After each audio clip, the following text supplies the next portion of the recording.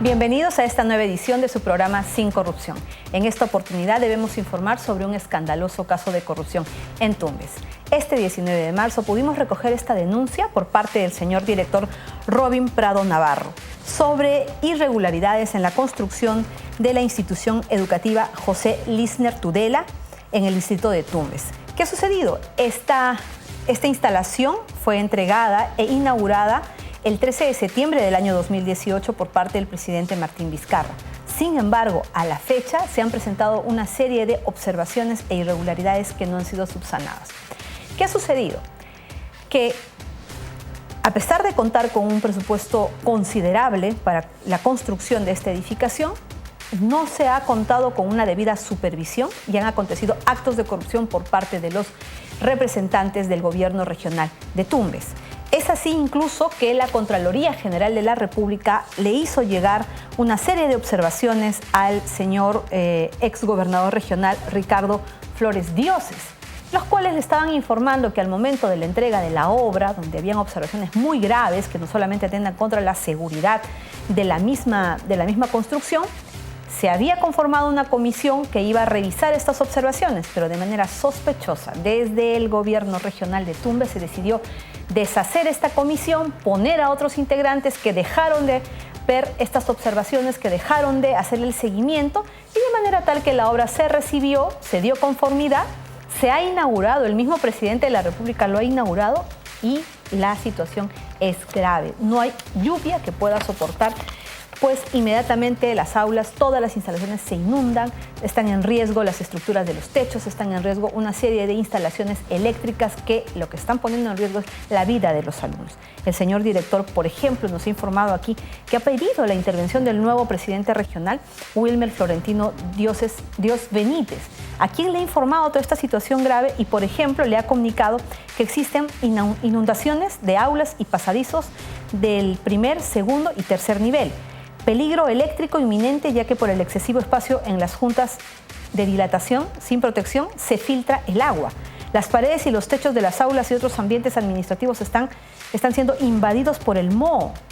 Asimismo, se reiteró que el informe de observaciones planteadas al constructor hasta la fecha no habían sido levantados. Y estamos hablando ya del mes de febrero del año 2019. Queridos televidentes, los invitamos a poder corroborar estos graves hechos que ponen en riesgo la vida de los estudiantes en esta institución educativa.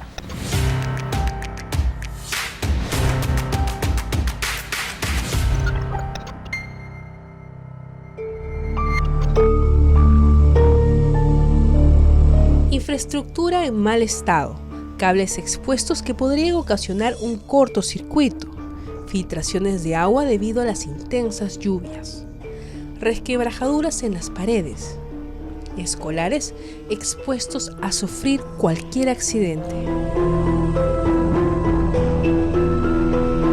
Se trata de la nueva infraestructura Colegio Estatal 001 José Lisner Tudela, ubicado en la ciudad de Tumbes y que alberga 585 alumnos de primaria y 656 de secundaria.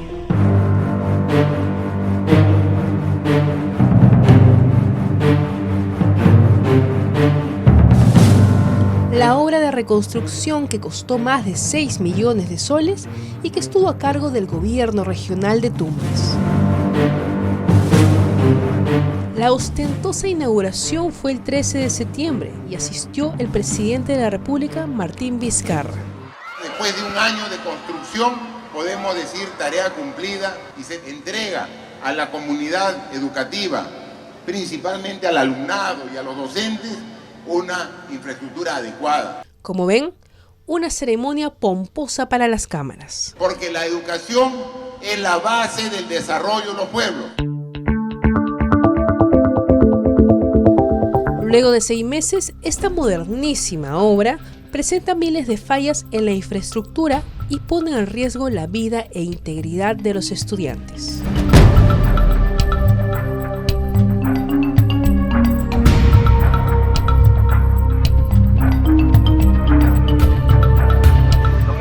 Es la lentitud, porque imagínense acá, si llueve todos los días inunda el colegio, y vamos a tener que estar a los estudiantes interrumpiendo sus clases, ¿no? Y llevándolos a lugares que no son adecuados para desarrollar los procesos pedagógicos en aula. Sin Corrupción estará vigilante para que el gobierno regional adopte las medidas correctivas para prevenir accidentes y riesgos en los estudiantes.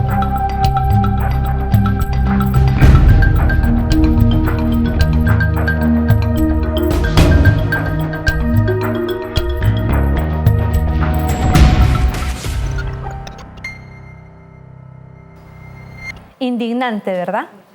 6 millones de soles que fueron a parar a las manos de los corruptos. 6 millones de soles que se debieron haber usado estrictamente para la construcción y equipamiento de esta institución educativa, que simplemente se robaron. El consorcio que ganó la buena pro de esta obra es el consorcio Tudela, conformado por las empresas contratistas Cosner, el Codo SAC y la empresa Blacar Contratistas Generales SAC. Se suscribió el contrato de ejecución de la obra el 12 de junio del año 2017 por un monto de 6.944.154.58 nuevos soles. El plazo de ejecución que le habían destinado era de 210 días. Y en relación a la empresa supervisora, que es la que ha permitido pues, que todas estas irregularidades pasen sin que se advierta y que luego hayan podido cobrar las valorizaciones, es el consorcio Acuario que obtuvo esta licitación mediante una adjudicación simplificada, la número 10/2017. La Contraloría General de la República, por su parte, realizó una inspección física a la obra cuando la entidad estaba en este proceso de recepción y alertó a los funcionarios del gobierno regional de Tumbes sobre una serie de riesgos detectados. ¿Qué es lo que se hizo? Fue una orientación de oficio. Inmediatamente se conformó una comisión para que puedan verificar todas estas observaciones. Sin embargo, una vez más, de manera extraña, el gobierno regional, lejos de velar por el cumplimiento correcto de las funciones de todos los integrantes de esta institución, deshizo este comité, dejó sin efecto este comité y el trabajo que estaban haciendo se frustró, no lo completaron. Se nombró otro comité. La Contraloría volvió a hacer nuevas observaciones que son muy graves, que tampoco han sido subsanadas hasta el día de hoy. Como les hemos podido comentar, esta denuncia la hemos recibido del director de esta institución educativa, que está muy preocupado, que pide auxilio a gritos a todas las instituciones comprometidas, pero nadie responde, ni el presidente de la República, ni el presidente regional, ni las autoridades del Ministerio Público, de forma tal que se está poniendo en riesgo la vida y la integridad de esos estudiantes en estas instalaciones. Por ejemplo, imagínense, queridos televidentes, este tipo de observaciones tan graves que hasta el día de hoy, en el mes de marzo, no han sido subsanadas. Por ejemplo, se encontró, dice, según la Contraloría, falta de control durante el proceso constructivo de la obra, mencionando que esta deficiencia afectaría la seguridad, la calidad y la vida útil de la obra. También precisó que en un primer momento la comisión de recepción de la obra no recepcionó la obra, porque, como les habíamos mencionado, esas 33 atingencias que les habían informado al consorcio Tudela no pudieron seguir siendo revisados porque desactivaron el comité. Este es un hecho muy grave que va a comprometer a estos funcionarios. Asimismo, la Contraloría determinó adicionalmente otras observaciones como son estructuras tubulares que faltaban ser llenadas por concreto, parantes sueltos que estaban colgados de la malla Rachel, puntos de soldadura oxidados, entre otros. Y finalmente concluyó que la estructura del techo que cubre la losa deportiva presentaba una serie de deficiencias que no fueron advertidas por el supervisor de obra ni consignadas en el acta de la recepción de la obra. Imagínense, esta es una obra moderna, se entendía que aquí se le iba a dar un mejor servicio a los estudiantes y presenta este tipo de deficiencias en su construcción. Pone en riesgo la vida de 1.400 estudiantes, lo advertimos, señores. Esta institución, estas instalaciones no soportan una lluvia y son 1.400 estudiantes que van a permanecer ahí en riesgo latente todos los días del año, mientras que el director no es escuchado por ninguna de las autoridades a las que ha acudido ya. Asimismo, nosotros nos comprometemos desde Sin Corrupción a hacer la denuncia penal ante el Ministerio Público respecto a todas estas irregularidades y estos actos de corrupción que han acontecido y que una vez más se han robado el dinero de todos los peruanos, de nuestros estudiantes, queridos televidentes, y hecho que no vamos a permitir. Nos vamos a una pausa y en el siguiente bloque tendremos la entrevista del día.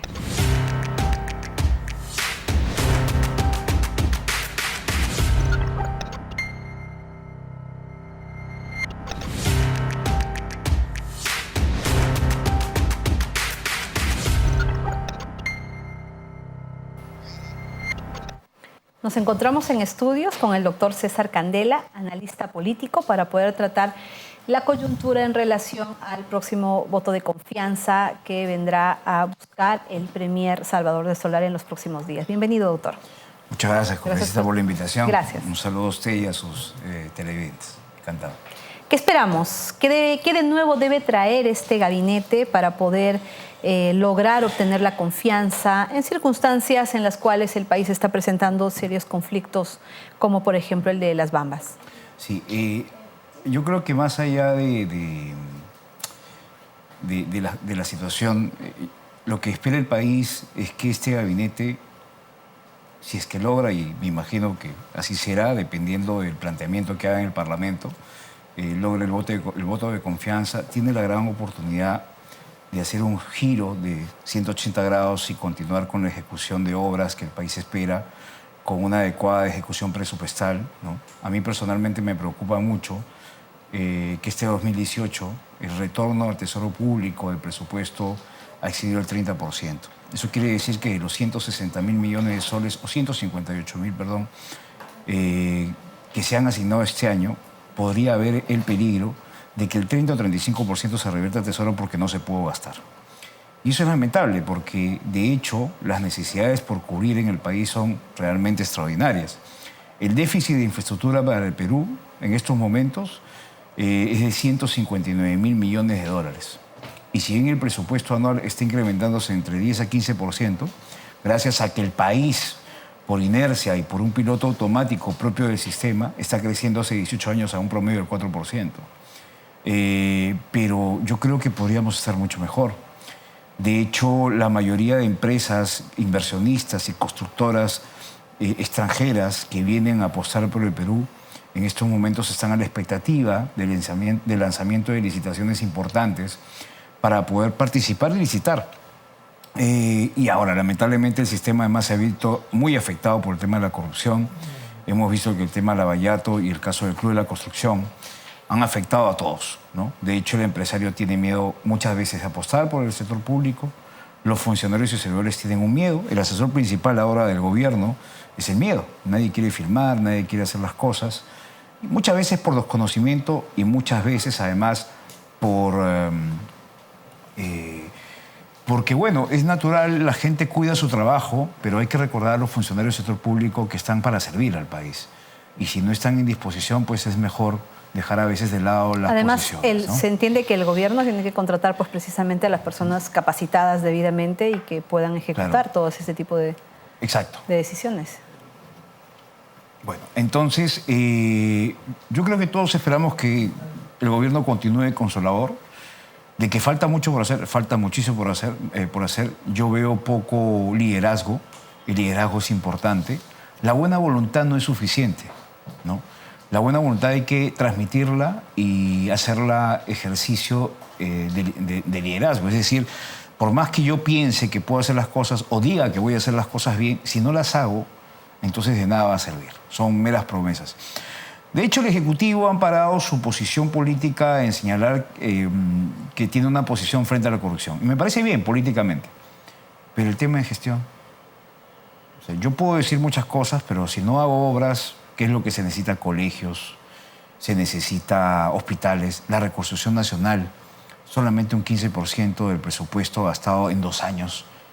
Eso lamentablemente evidencia un claro fracaso, ¿no? Y la falta de experiencia no puede ser una razón, porque a veces tú coges modelos. Por ejemplo, Chile ha tenido una excelente recuperación después del último gran sismo que tuvo, que causó mucho daño en infraestructura. Y bueno, entiendo que la recuperación ha sido rápida, ¿no? Yo espero de verdad que el gabinete no solamente se quede en el escritorio, sino que salga a caminar y a recorrer el país permanentemente, ¿no?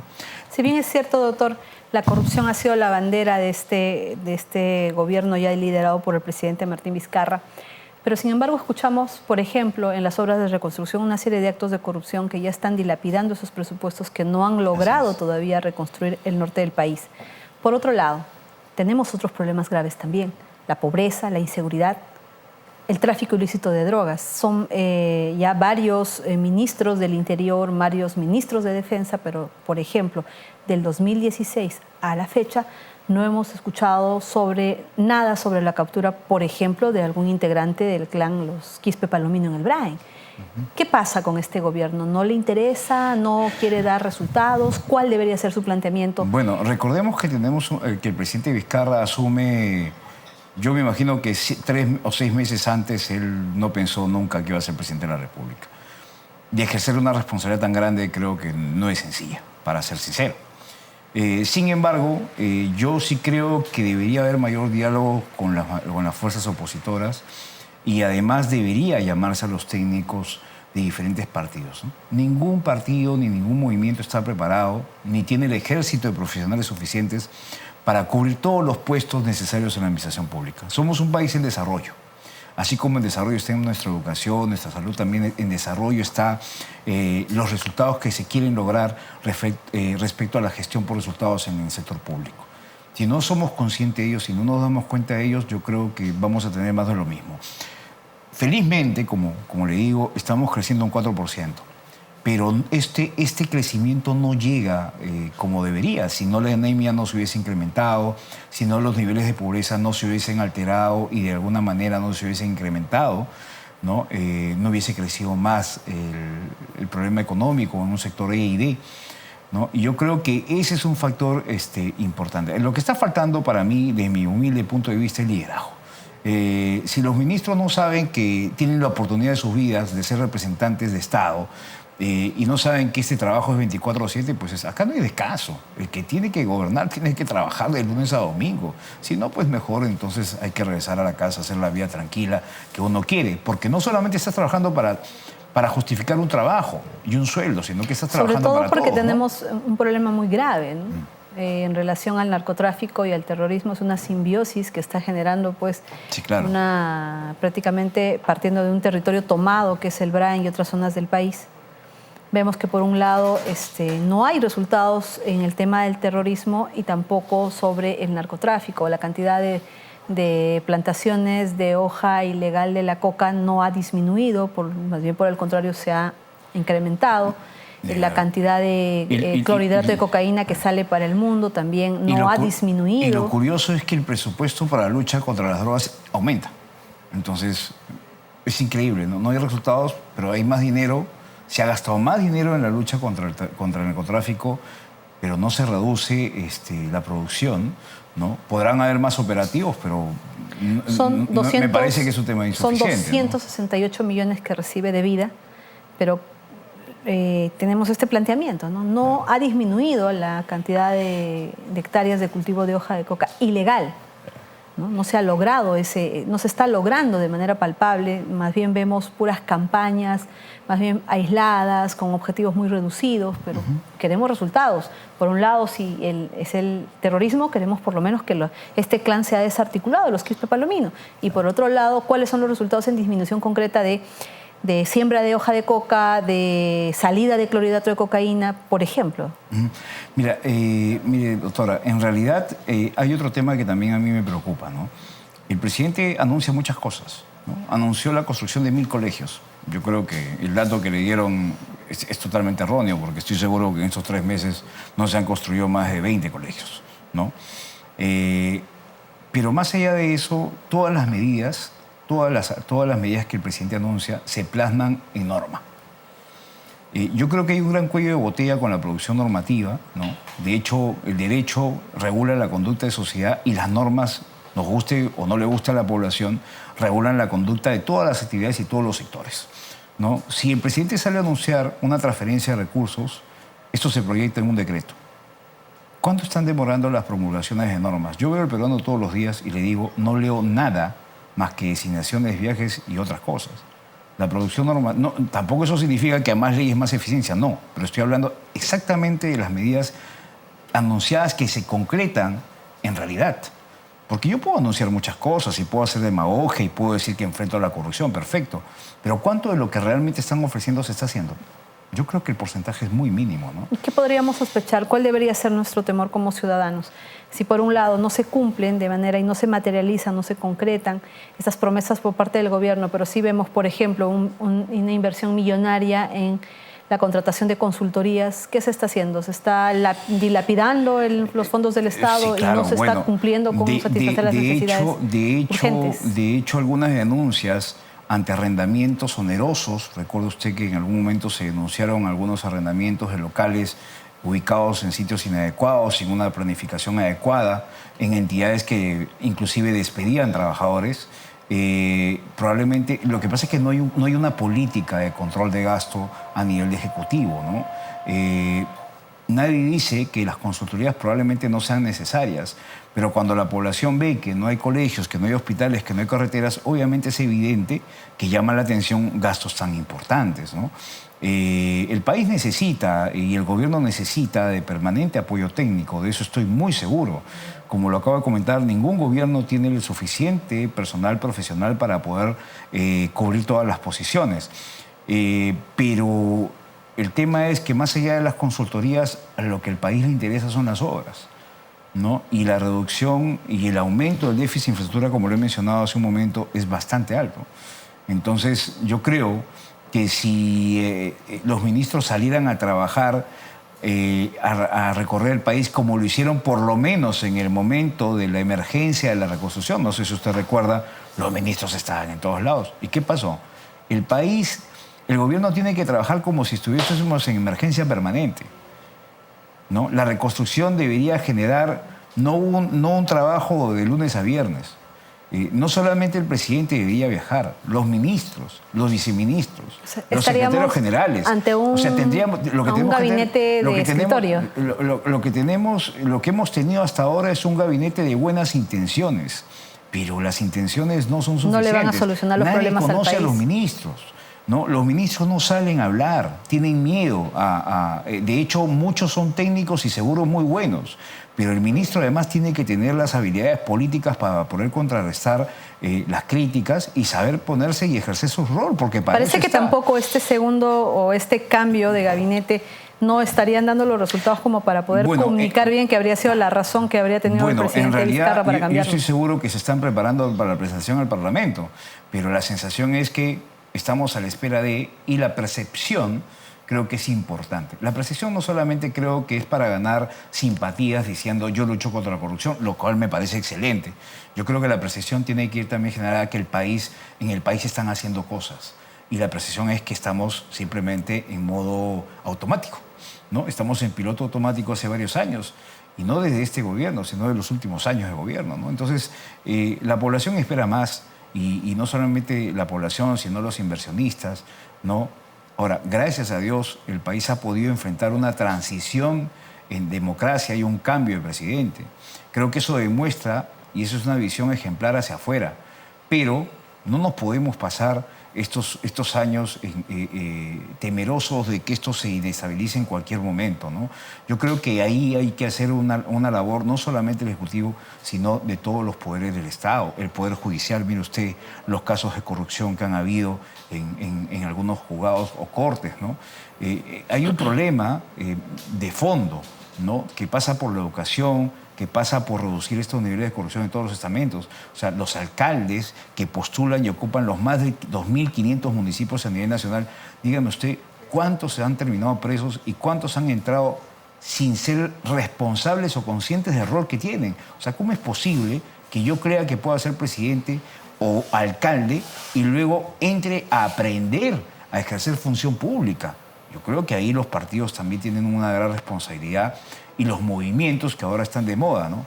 Mucha gente cree o ha creído siempre que los líderes de movimientos políticos son un poco la salvación o el salvavidas a la corrupción de algunos candidatos o algunos representantes de partidos, pero eso no es así. Mire usted al expresidente del gobierno regional de Ancash o el de Cajamarca, o sea, que llegaron solos, ¿no? Algunos inclusive con símbolos como manos limpias, ¿no?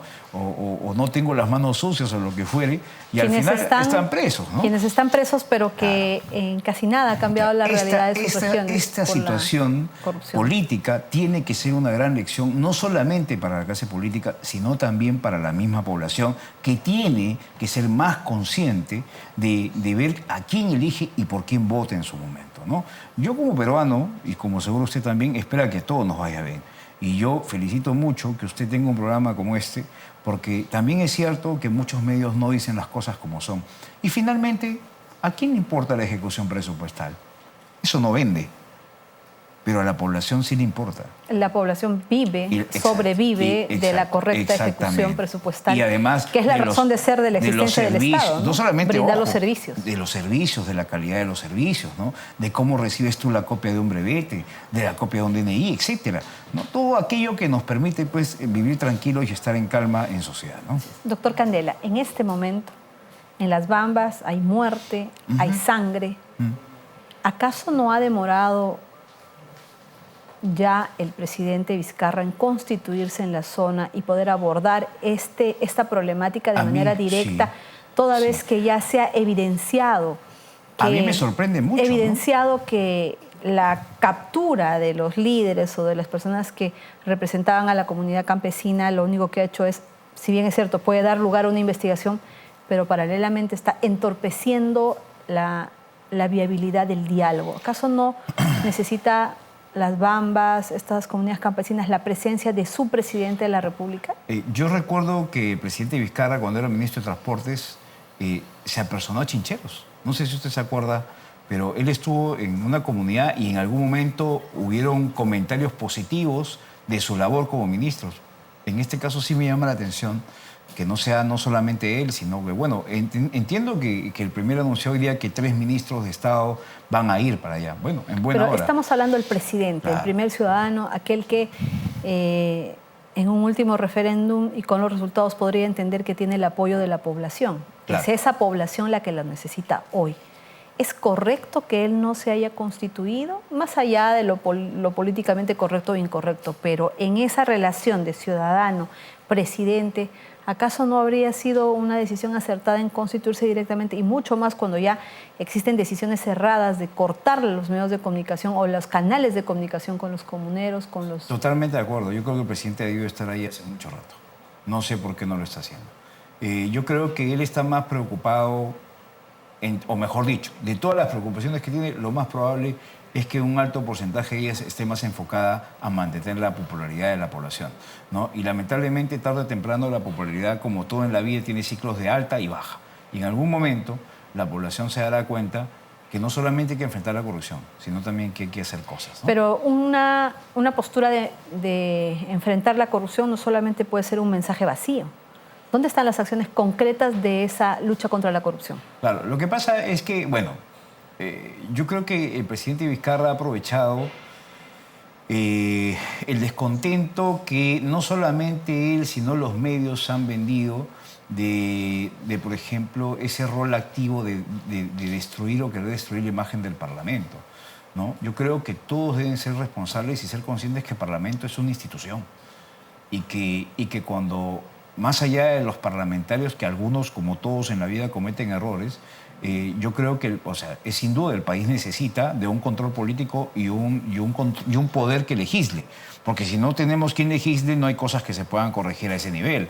Y si no tenemos un control político y una oposición constructiva que observe las cosas que están en forma errada, pues entonces, ¿para qué servimos? Deberíamos estar en una dictadura, ¿no? Así es. Entonces, hay que transmitir un mensaje diferente. El presidente creo que debería estar en Las Bambas hace mucho rato. Yo eventualmente lo veo recorriendo el país, pero creo que eso no es suficiente. Y además, yo creo que hay general, pero los coroneles no los veo por ningún lado. Y bueno, y obviamente los tenientes están escondidos para de alguna manera hacer un símil frente a lo que está pasando en la administración pública, ¿no? También debería ser un momento importante para que el Estado como tal pueda defender los intereses de los ciudadanos, porque escuchábamos ayer, al momento de centrar el punto de conflicto en Las Bambas sobre el pago que exigen los comuneros sobre el uso de una carretera, y cómo esto evidencia que muchas autoridades de la región y del gobierno en diferentes etapas han emitido documentos que harían ver que esa es una vía nacional y que no corresponde, por lo tanto, pagar a los comuneros. Pero la posición de los comuneros es totalmente contraria. Ellos piden que se remonte mucho más antes para ver cómo es que hay un momento en el que se direccionan los trámites para que esta situación se dé así y exista este conflicto y la comunidad no pueda cobrar aquello que exige de manera justa porque es en su área donde es que se está dando esta explotación. Yo le mentiría si conozco, yo no conozco en realidad el nivel de infraestructura que se ha creado en Las Bambas. Le soy muy sincero. Sin embargo, la importancia del proyecto amerita que el gobierno tome acciones inmediatas, ¿no? Esperar 60 días o 45 días para tomar acción, sin duda alguna, hace evidente que hay un descuido a algo tan importante como generar el respaldo de la población. De hecho, imponer la autoridad en forma responsable es algo que el gobierno tiene que transmitir. Pero si en Lima es evidente que muchas veces la autoridad no es suficiente, si no ve usted cómo ha crecido la inseguridad en los últimos meses, ¿no? Se ve todos los días en los medios, la población probablemente esté solicitando algo justo, ¿no?